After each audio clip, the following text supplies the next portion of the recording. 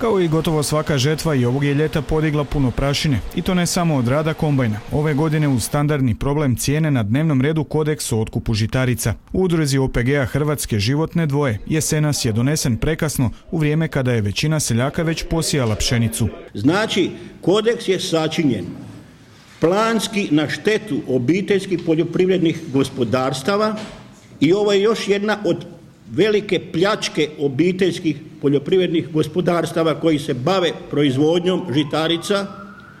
Taj kodeks je trebao biti sačinjen u 8. mjesecu pred sjetvu, a pri tome da se točno znalo šta Hrvatskoj, koji sortiment pšenice treba i da se proizvođače uputi da siju tu pšenicu.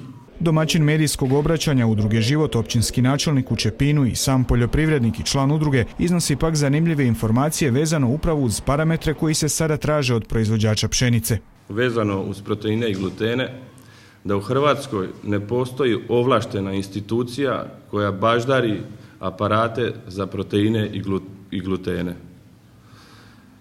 Znači svima kojima računaju po tom novom pravilniku, znači slobodno možete tužiti sve, jer u Republici Hrvatskoj nijedna ovlaštena kuća ne postoji da može reći da je taj aparat baždaren, kao što vage imate i baždarite i licencirate, tako se i ti aparati moraju licencirati i baždariti, ne postoji.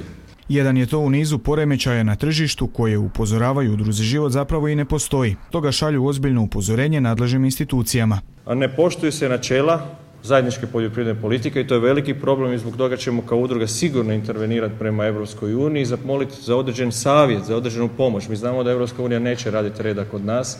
Što se tiče strategije, to ostaje na nama i zajednička poljoprivredna politika je napisana tako da svaka država može unutar svojih granica učiniti ono što je najbolje za nju, ali ćemo u svakom slučaju tražiti savjet da nam se ne dogodi Grčka.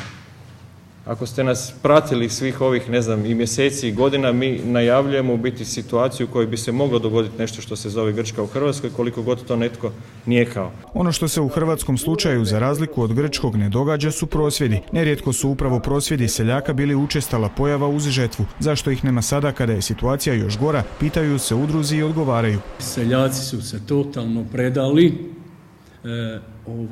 nekoj psihozi. Oni su zapostavljani, ostali su sami. A zašto? Zato što smo već uvidjeli, u prošle nekoliko godina, da je sprega krupnog kapitala i vlade i ministarstva, ne samo ove vlade i ministarstva.